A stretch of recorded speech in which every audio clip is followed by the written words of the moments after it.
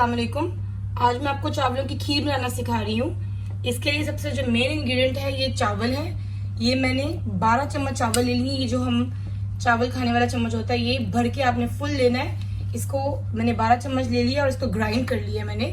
थोड़ा थोड़ा मोटा मोटा रहने थे, बहुत ज्यादा पाउडर मत करें। और यहाँ पे एवोपरेटेड मिल्क है, ये मैंने 340 ml ले लिया है। ये कहीं से भी आपको आसानी से मिल जाएगा। और यहाँ पे इलायची पाउडर है, ये 2 टीस्पून इसमें जाएंगे। और ये बादाम हैं कटे हुए, आप जितने भी चाहे ले सकते हैं, कम या ज्यादा हस्बे जरूरत। और इसके अलावा जो दूध चाहिए होगा वो 6 लीटर दूध मैं यूज कर रही हूँ। आइए मैं आपको दिखाती हूँ। ये देखिए मैंने 6 लीटर दूध ले लिया। अब मैं इसको मैंने बॉईल करने रख दिया है। और उसके बाद जब ये बॉइलिंग स्टार्ट होगी तो मैं इसकी आग स्लो कर दूंगी। और इसको जब तक ये थोड़ा कम हो जाएगा तब तक मैं पकाऊंगी। उसका कलर भी जब तक चेंज हो जाएगा। इसके बाद हम चावल डालेंगे बीच में और बाकी चीजें ऐड करेंगे। ये देखिए ये दूध पकते हुए अब काफी देर हो गई है। अब इसके अंदर बिस्मिल्लाह, ये जो हमारे राइस हैं, ये जो हमने क्रश किए थे, ये ऐड करेंगे।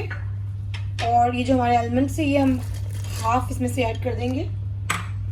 और ये जो हमारा एवोपरेटेड मिल्क था, बिस्मिल्लाह, ये ऐड कर देंगे।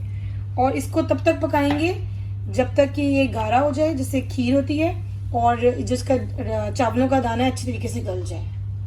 ये देखिए इसको पकते हुए तकरीबन 2-3 घंटे हो गए हैं। और ये दूध भी खुश्क हो गया है और तकरीबन ये थिक हो गया है। इसके अंदर जो हमने बाकी बादाम थे वो डाल देंगे और इलायची पाउडर, और साथ इसमें चीनी भी ऐड कर देंगे। इसको अच्छी तरीके से हम मिक्स करेंगे और उसके बाद इसको दोबारा थोड़ी देर पका लेंगे, क्योंकि चीनी अपना पानी थोड़ा छोड़ेगी। इसको दोबारा से पका के थोड़ा थिक कर लेंगे और उसके बाद ये रेडी होगी। ये देखिए खीर हमारी तकरीबन बन के तैयार है। इसका माशाल्लाह कलर भी कितना प्यारा आ चुका है। और इसमें मैंने चीनी तकरीबन 3/4 मग ऐड किया था।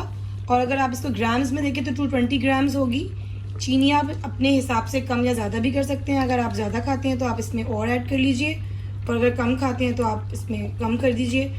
और ये देखें ये छींटे उड़ने लग गई हैं, तो हम इसको थोड़ा सा और कुक करेंगे। उसके बाद फिर मैं आपको सर्व करके दिखाती हूँ। ये लीजिए बहुत ही मज़ेदार खीर रेडी है। इसको फ्रिज में 4-5 घंटे रखिएगा और ठंडा करके मेहमानों के आगे सर्व कीजिएगा और उनसे दाद वसूल कीजिएगा। इसका टेस्ट वैसा ही है जैसे कि आप बाजार से खरीदते हैं या फिर शादियों पे सर्व की जाती है। इसको बनाइएगा और मुझे दुआ में याद रखिएगा और कमेंट बॉक्स में ज़रूर बताइएगा कि आपको कैसी लगी। जज़ाकल्लाह खैर।